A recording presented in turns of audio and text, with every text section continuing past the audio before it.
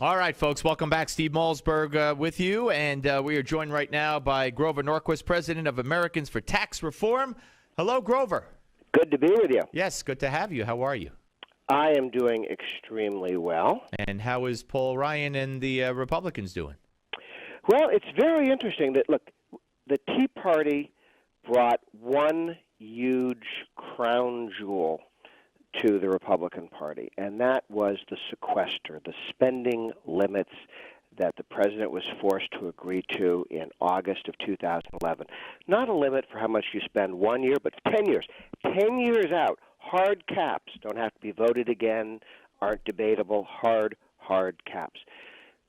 We had a Republican Party up until the Tea Party that said we're not going to raise taxes. That was good. That was important. That was step one. I'm there, right? I run Americans for Tax Reform. Don't ever raise taxes. Right. But the Republican Party, and particularly we noticed it under Bush, forgot part two. Stop spending so much of other people's money. And the Tea Party got scared straight by Obama's massive overspending. I mean, what Bush was doing through it, not paying attention, Obama was deliberately putting his foot on the accelerator on spend too much. And they said this is enough, and the modern Republican Party was changed by the Tea Party into completing the Reagan Revolution. Don't raise taxes, don't spend too much. You do both of those things, you get to limited government. Do both of them. And so the sequester, this is what we're trying to defend right now. The sequester is good for 10 years. And there are a couple of pressures. One, the Democrats wanted to increase taxes by $1.4 trillion and break the sequester and throw it away. And the Republicans said no to that. But there were some appropriators, particularly the Armed Services Committee Republicans, who wanted to spend more money than the sequester was going to allow. And people like Bud McKeon, chairman, and sometimes McCain and Senator McCain and sometimes Lindsey Graham started talking as if they would be willing to cut and run and cut a deal with the tax and spend Democrats if the Pentagon would get a piece of this. So there was a lot of pressure on Republicans. How do you protect the sequester and maybe let it bend without breaking? And that's the deal that they got. And there's some things in it that I find very problematic. The TSA. The fees, yeah. I really want to see an effort to replace those with straight spending cuts. Aren't fees taxes? Would you agree that a fee is a tax? The answer is it smells like a tax and it acts like a tax, but in the world of Washington, D.C., the way the CBO scores it and so on, the certain user fees don't score as tax. No, but in your mind, is it not just another word for a tax? It's not voluntary. It looks an awful lot like an excise tax. Yes. Yeah. All right. Now you say the sequester is protected here. Because I'm under the impression. I mean, even Paul Ryan said that the discretion now goes back to the Congress. The executive branch no longer has the discretion to make these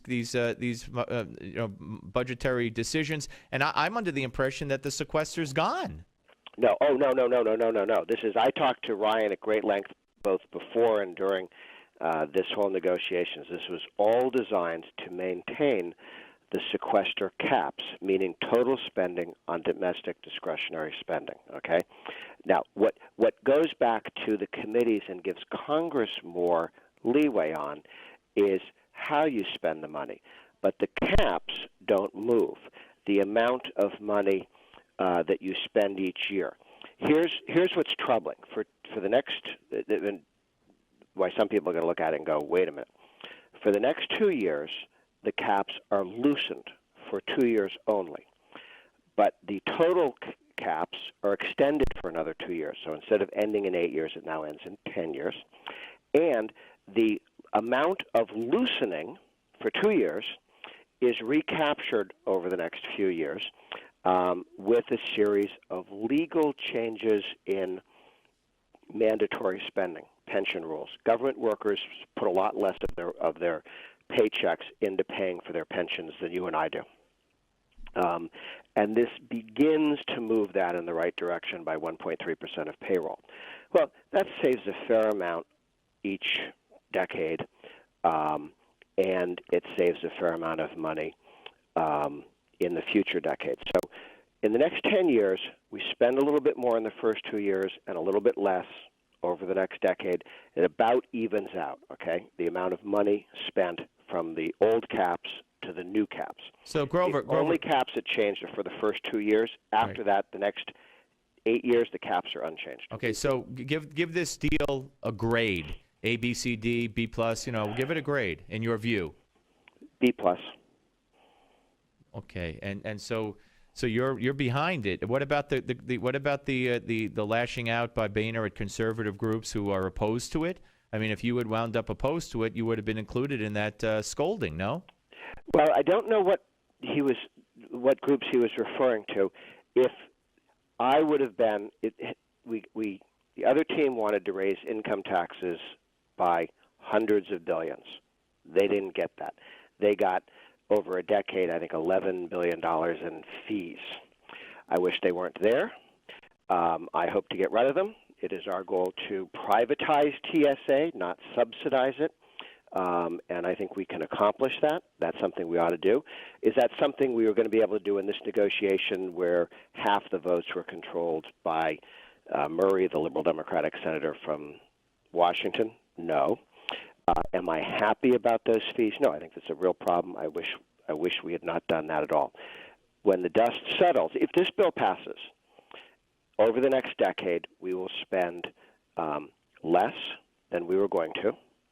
And going out 10 years, 15, 20, 30, 40, 50 years, there are $30 to $50 billion of permanent savings every decade. All right, so Grover, we only have less than minutes, so just a few word answers. Sure. So even if this passes with a less than majority of Republicans in the House, that's okay with you? Mildly okay. Yeah. I'm not enthusiastic. And aren't the Republicans going to get blamed for not including unemployment benefits in this? Aren't they going to be the villains once again with the media, no matter what they do?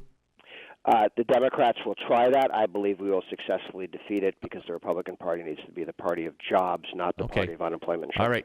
Got you. Grover, thank you very much. Appreciate it. Nice talking to you. Grover Norquist, ladies and gentlemen, Steve Malzberg Show, Newsmax TV and radio. Don't go away.